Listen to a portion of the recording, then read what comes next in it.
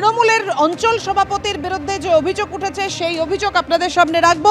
সোমবার বাড়িতে ঢুকে যুব তৃণমূলের অঞ্চল সভাপতিকে মারধর করা হয়, পঞ্চায়েত প্রধানকেও হুমকি দেওয়া হয়, বাড়িতে হামলা করা হয়েছে এমনটাই অভিযোগ। পান্ডুয়া থানার হাতে গ্রেফতার অভিযুক্ত তৃণমূলের অঞ্চল সভাপতি, গ্রেফতার প্রাক্তন উপপ্রধান সহ মোট 4 জন।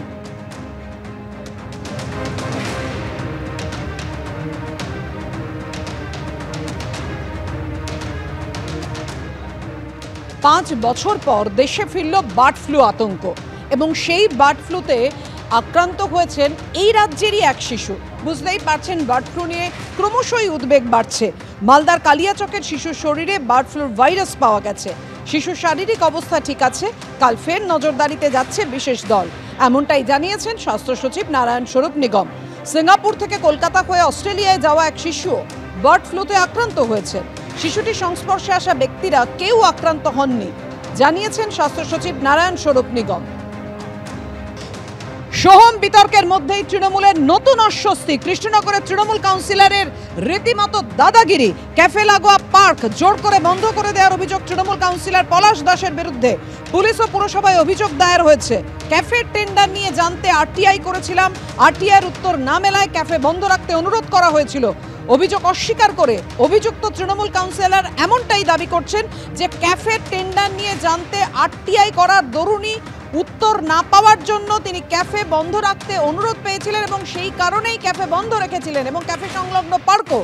কিন্তু তৃণমূল কাউন্সিলরের বিরুদ্ধে যে অভিযোগ উঠেছে যে জোর করে তিনি ক্যাফে এবং ক্যাফে সংলগ্ন পার্ক বন্ধ করে রেখেছেন, অর্থাৎ সোহম বিতর্কের মধ্যে এবার তৃণমূলের নতুন অস্বস্তি।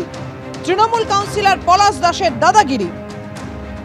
সেদিনকার আমি তো উপস্থিত ছিলাম না, আমার কর্মচারী উপস্থিত ছিল এবং আমার বন্ধুর বাবা ক্যাফেটা রানিং চালাচ্ছিল। বিকেলবেলা এসে 40-50 জন ছেলে হই হট্টগোল করে এবং ক্যাফেটা ভেঙে দেওয়ার হুমকি দেয় এবং ক্যাফেটি বন্ধ করে দেন। তারপর তো আমি জানি না। তারপর আমি মিউনিসিপ্যালিটিকে আবেদন জানাই ক্যাফেটা খুলে দেওয়ার জন্য। ক্যাফেটা তো তুমি টেন্ডার হিসাবে নিয়েছো? হ্যাঁ, টেন্ডার হিসেবে নিয়েছি। তাহলে এখন কি ক্যাফে খুলতে ভয় লাগছে? ক্যাফে যদি বলে, পৌরসভা যদি বলে ক্যাফে খুলে দেন, তাহলে তো আমি চালাবো। পরবর্তীতে যদি আবার খুলতে হয় সেটা তো আমার দায়িত্ব নয়, পৌরসভার দায়িত্ব সেটা প্রোটেকশন দেওয়ার আমাকে। প্রোটেকশন দিলে আবার ক্যাফে? হ্যাঁ, অবশ্যই। তার আগে খুলতে পারছে না, তার আগে তো সম্ভব নয়। সর্বপ্রথম যে এটা সম্পূর্ণ মিথ্যে যে আমি হুমকি দিয়েছি। আমরা বিগত দিনে একটা আরটিআই করেছিলাম এই ক্যাফে এই পার্ক নিয়ে, তার কোনো রেসপন্স আমাদের কাছে আসেনি। এই জন্য আমরা ওই ক্যাফেতে গেছিলাম, গিয়ে আমরা ওনাকে রিকোয়েস্ট করেছিলাম যে আমরা একটা আরটিআই করেছি, এর কোনো সদুত্তর আমার কাছে আসেনি।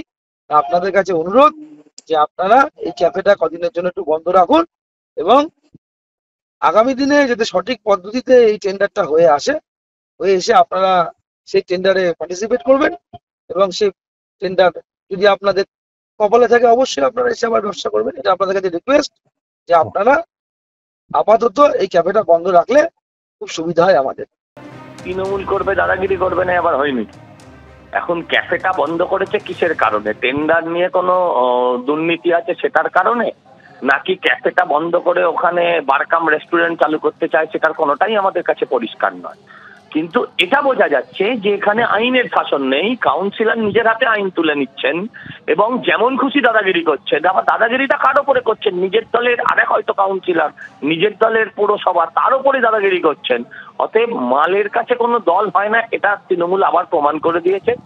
হ্যাঁ, এগুলো অত্যন্ত নিন্দনীয়। দেখুন, এদের কোনো এমএলএ কোনো রেস্টুরেন্টের মালিককে মারছে, দিয়ে তাকে সারাদিন দেখাচ্ছে। এরকম যদি এরকম দু একটা ক্যাফে ট্যাফে যদি বন্ধ না করে দেওয়া হয়, ওদের পাবলিসিটি হবে কি করে? এরকম পাবলিসিটি হলে বাজারে এরকম টিভিতে দেখালে তবে না ওদের 10 টাকার মালটা 20 টাকা হবে, ওদের তোলাবাজিটা।